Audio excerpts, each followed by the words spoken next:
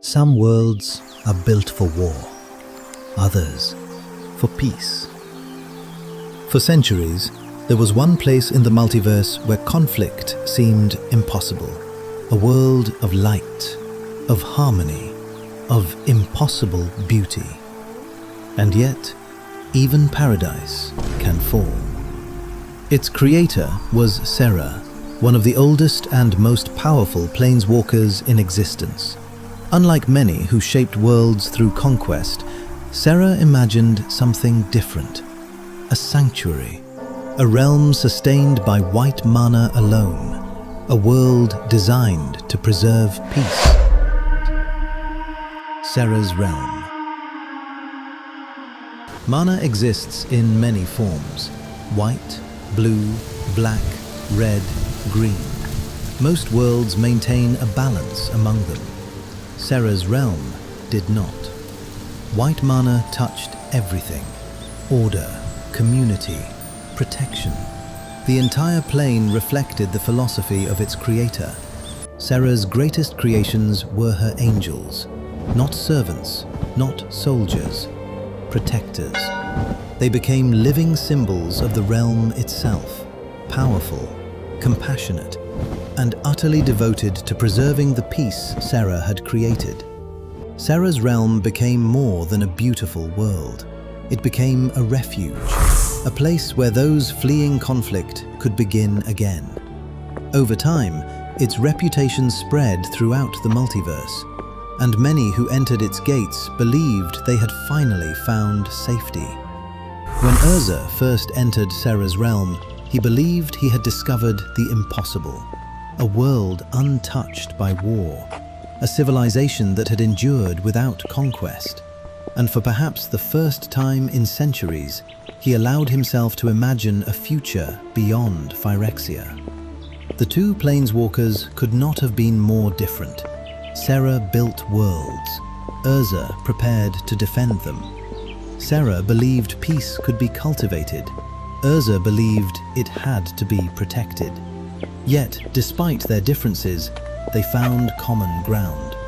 Both understood what was at stake, and both feared what Phyrexia might become. Serra's realm challenged many of Urza's assumptions. Its people did not prepare for war. Its cities were not fortresses. Its greatest achievements were not weapons.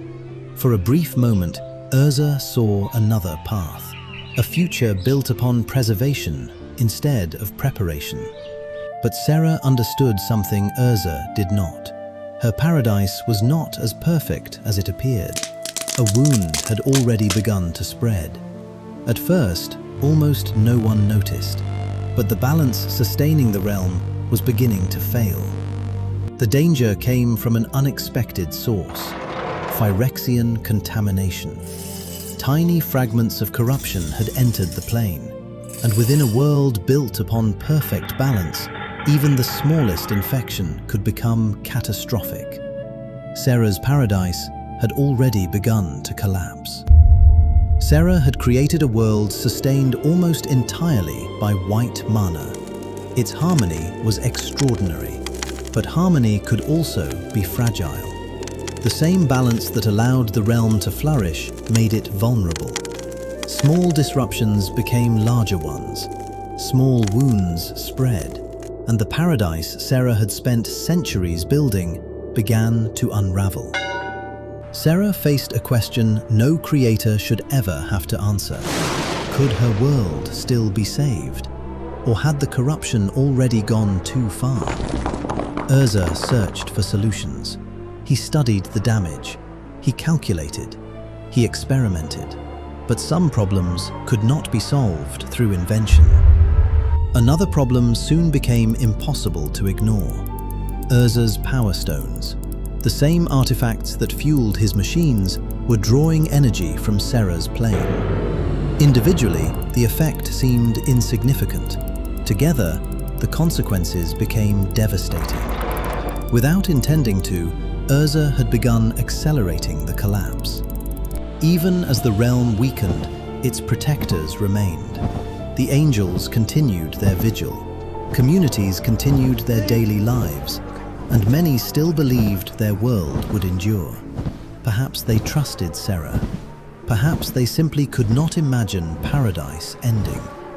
In the end, Serra made her decision.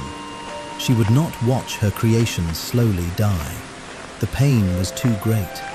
The world she had imagined, the world she had nurtured, could no longer be preserved. And so, Serra left. Without Serra, the realm continued to deteriorate. Its balance had already been broken. Its creator was gone, and those who remained would soon face a choice of their own: stay or leave everything behind. Urza began evacuating the inhabitants of Serra's realm. Thousands would eventually be relocated. Families, scholars, artisans, an entire civilization forced to abandon the only home many had ever known. Many survivors eventually settled on Dominaria. They carried their traditions with them, their culture, their memories, and fragments of the paradise they had lost.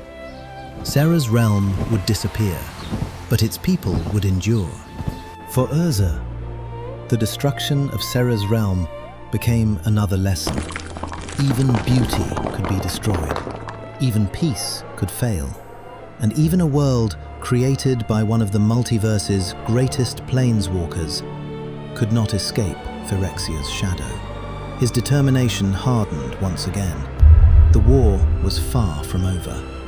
Serra's realm was remembered for its beauty, its harmony, its angels, but perhaps its greatest legacy was its sacrifice.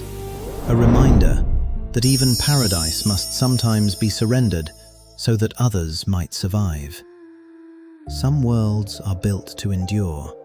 Others exist only long enough to remind us what is worth saving.